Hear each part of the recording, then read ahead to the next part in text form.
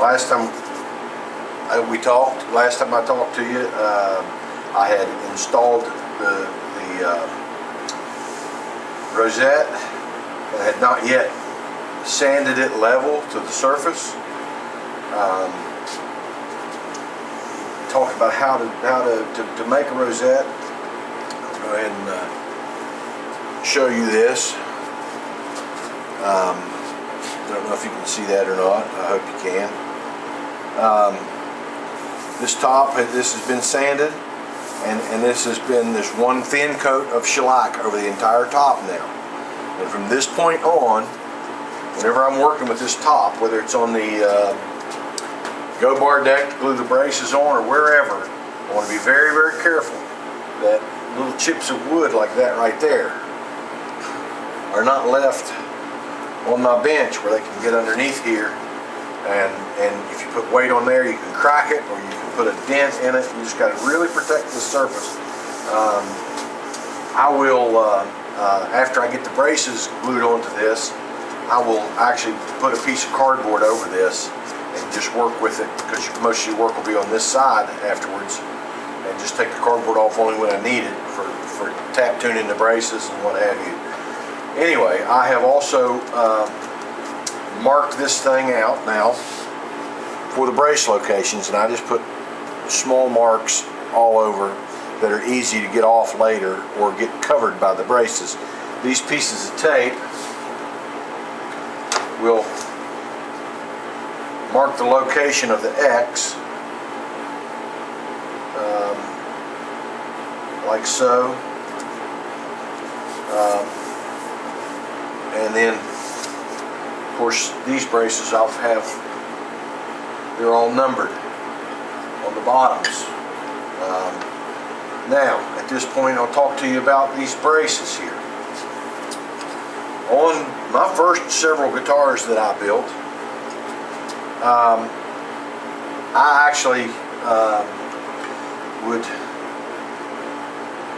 put that brace where it goes, and I would trace around it, and then I would take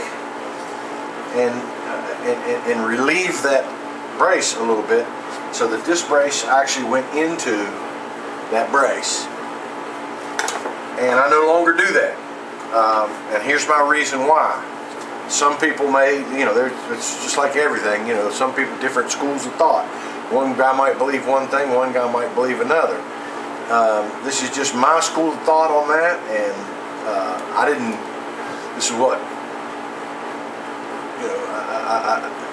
someone else in a discussion said, well, have you thought about this? If you don't get that in there perfectly, and this brace has got a slight radius to it, if you look at that right there, you can see that there is a slight radius to that brace, meaning that when you stick that into this brace, if there is a pocket cut out right there, and then this end, if this holding this end down, this end is going to be elevated a little bit right there. It's elevated, so that when you, on the go bar deck, you push that down, then that is wanting this end to come up, which is creating tension in this top, rather than just letting it be free. And tension, in my opinion, is a vibration killer. And what we're trying to do here is allow as much vibration as possible. What we're really and truly, what we're trying to do here is create the best method we can create of moving air, sound waves through the air. And if you put tension on this top, which is going to produce the movement, then any tension that you put on there is going to eliminate movement. That is why I no longer let these in with a pocket right there. I'm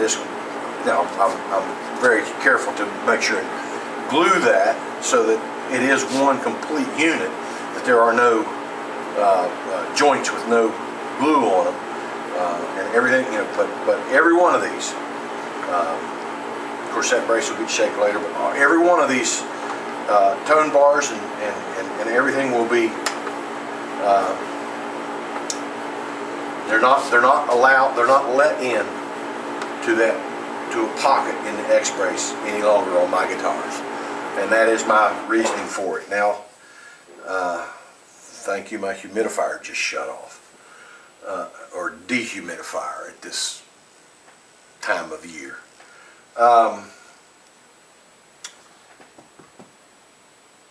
Now I'm going to take this to the go bar deck and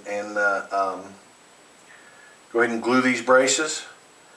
After I get these braces glued, then we'll talk about tap tuning, and we'll get the back. I've already talked to you about carving the braces on the back. We'll start preparing to attach the back and the top to the rim.